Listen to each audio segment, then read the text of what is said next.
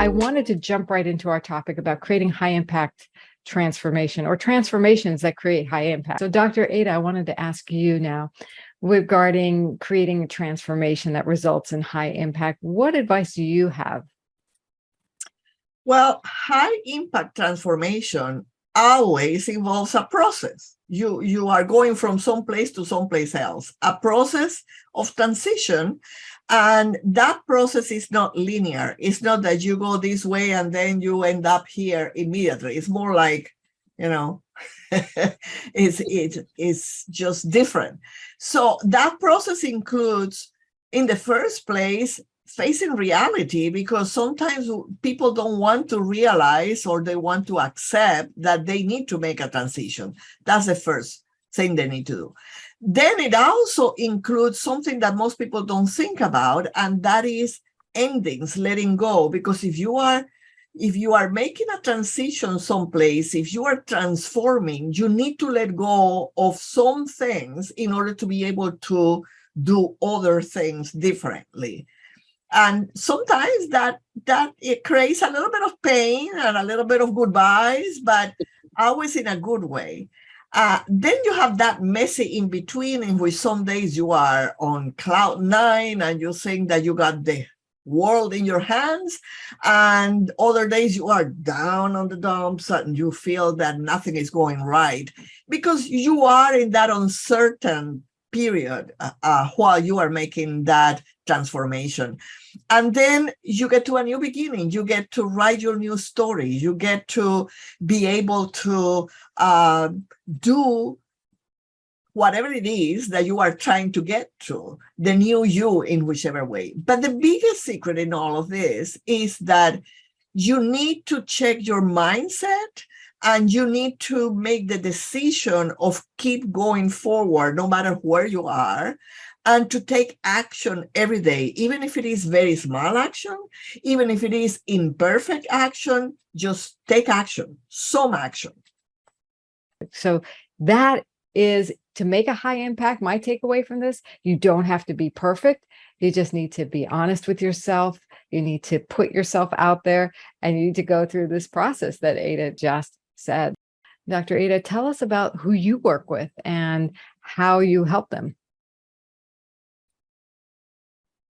I work with leaders, couples, and women to help them rediscover the power of conversations for transformation, because conversations persuade, connect, and drive action. And we are not islands. We need each other. We need community. And I especially like to work with women who are in transition so that they can get on top of what life throws at them, instead of being crushed by uncertainties and fears. And I do this because in my own life, I have gone through every transition that you can think of, and I have transformed myself many times, including I started very young. At 18 years of age, I left communist Cuba to go to Spain, trying to find freedom. And I remember, as if it were today, standing at a retail store in front of a whole bunch of blouses, trying to make a decision of which blouse to buy. You might think that's a no-brainer. Well, no, it was hard. One, because I had almost no money, but two, because in Cuba, I didn't have to make any choices about anything.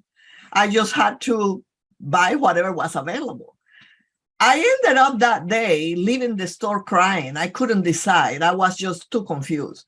So that was my first big transition. But through my life, I have gone through many others. I came to the United States to study college, knowing no English at all, zero. And it was before Google Translate.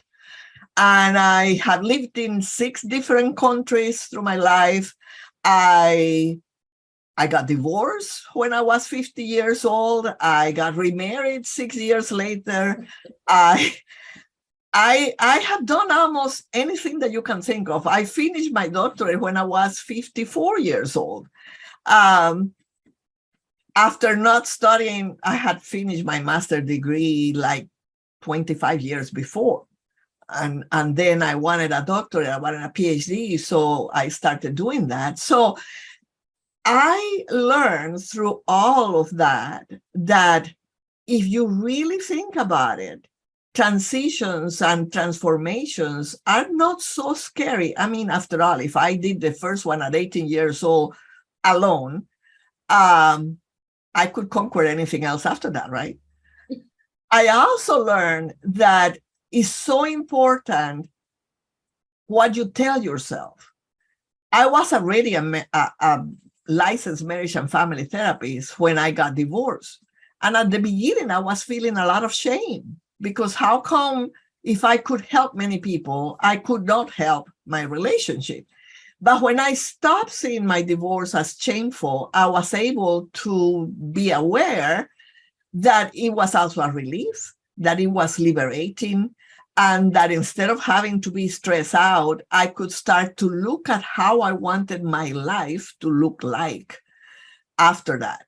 And so, it was every transformation I have done, I can say now, after I am 70 years old, that has made me a better person, and it has resulted in more positive things. So because I have so much experience with transformations and transitions, that's why I'm so passionate about helping others that are going through that.